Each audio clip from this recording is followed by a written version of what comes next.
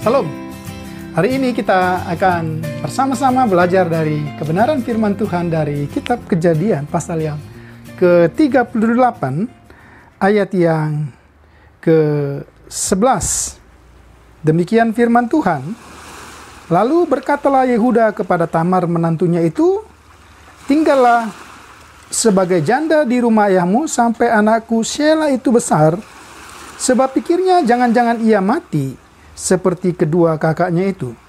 Maka pergilah Tamar dan tinggal di rumah ayahnya. Saudara, hari ini kita akan membahas satu tema, sebagaimana tema-tema yang sudah kita pelajari beberapa waktu yang lalu. Hari ini temanya ialah kena batunya. Ya, kalau kita memperhatikan kisah-kisah dalam Perjanjian Lama, sebagaimana dalam video-video sebelumnya juga kita sudah belajar beberapa hal. Hari ini kita juga bertemu dengan kisah kehidupan umat Tuhan dalam Perjanjian Lama yang penuh dengan kisah kehidupan yang sulit dibayangkan. Kehidupan keluarga yang tidak ideal, bahkan jauh dari yang diharapkan.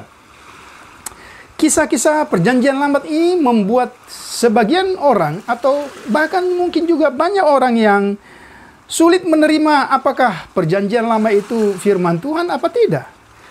Karena fakta-fakta yang kita pelajari tentang keluarga-keluarga, keturunan-keturunan orang beriman dalam Perjanjian Lama itu disajikan apa adanya oleh Alkitab.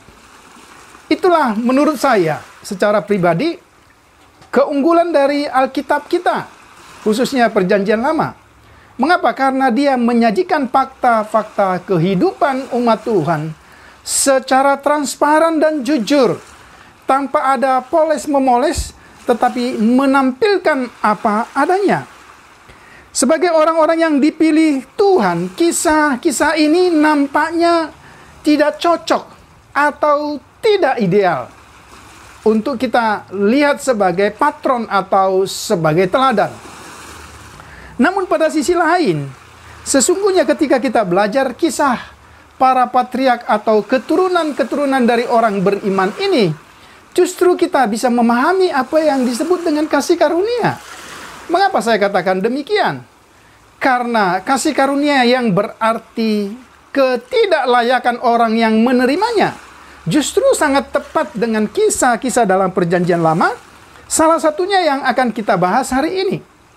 Karena sangatlah tidak pantas, sangatlah tidak layak, sangatlah tidak memiliki kriteria sebagaimana dalam ukuran kita sebagai manusia. Kisah Yehuda yang akhirnya berselingkuh dengan anak menantunya Tamar.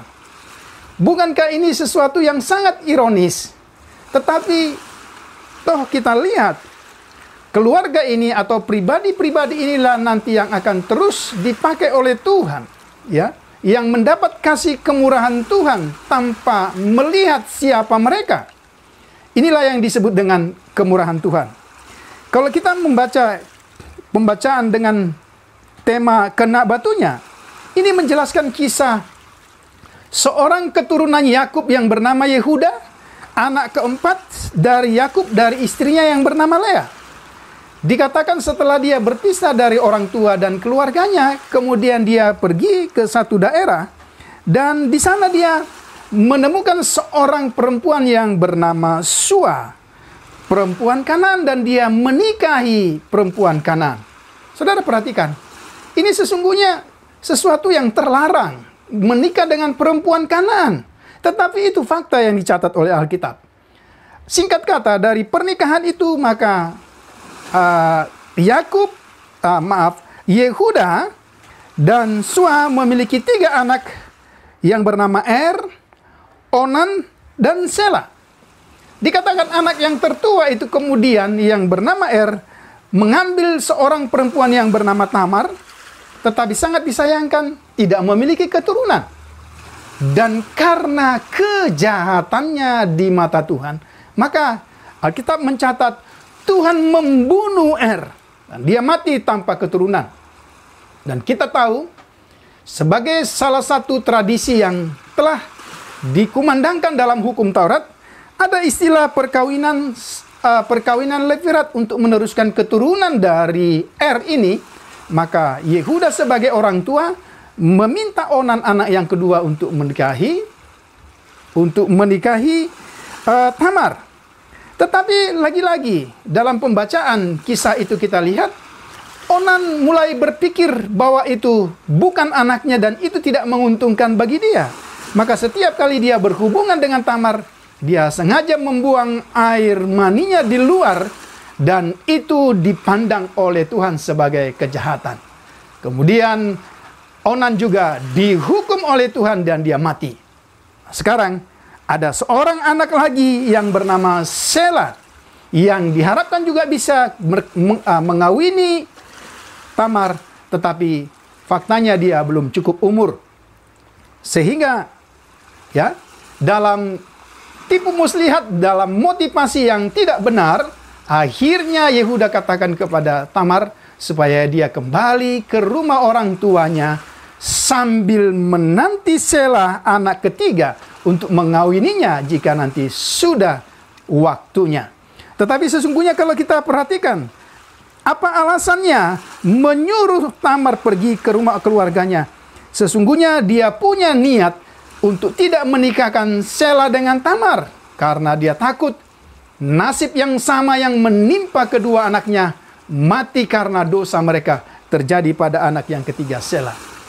Dan singkat cerita saudara, kalau kita memperhatikan bagian firman Tuhan ini, istri Yehuda yang bernama Sua itu mati, dikuburkan, dan setelah masa penghiburan dikatakan Yehuda meninggalkan rumahnya dan dia pergi pesiar ya untuk menghibur diri.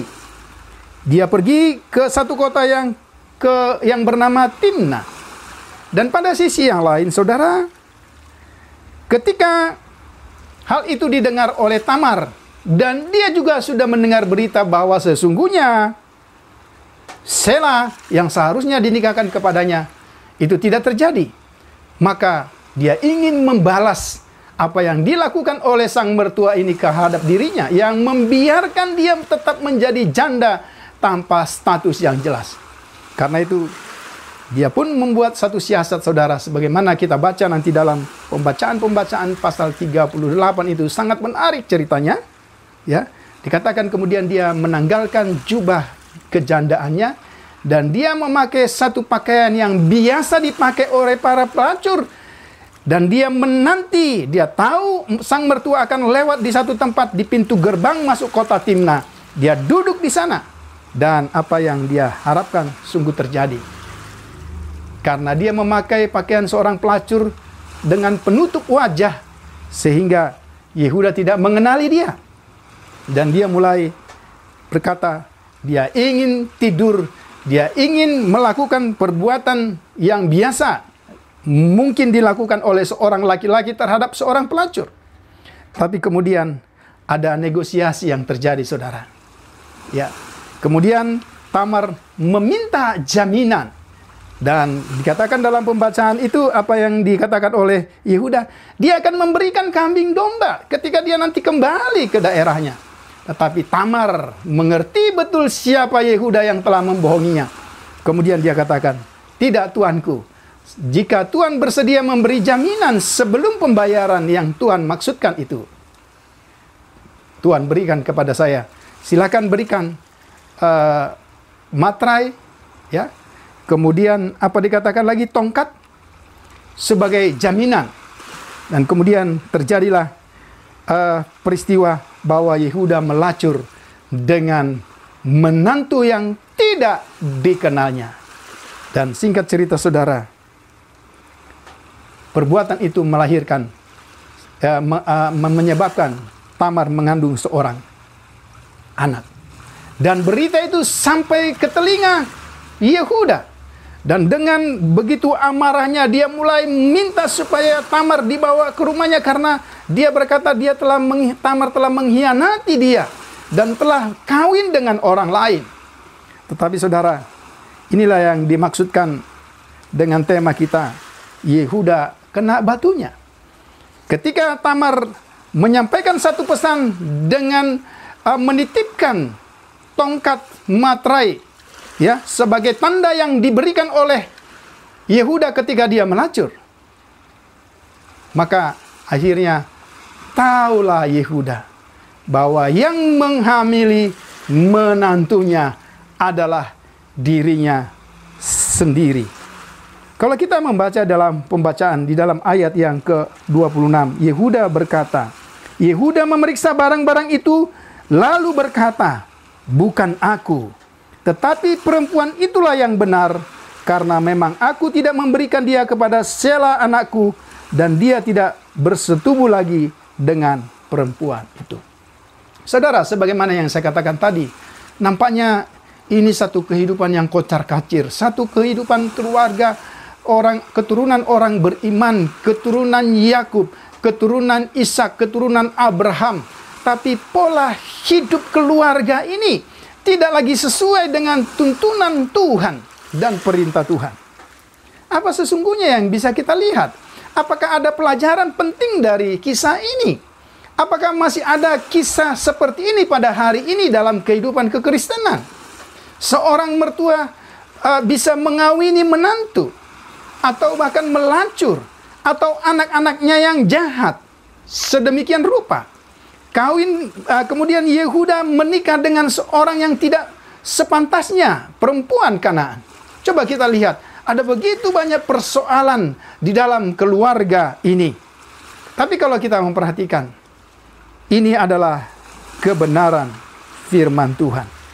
Kalau kita membaca, bukankah dalam Roma 15 ayat 4 dikatakan bahwa segala sesuatu yang ditulis dahulu ditulis untuk menjadi pelajaran bagi kita hari ini.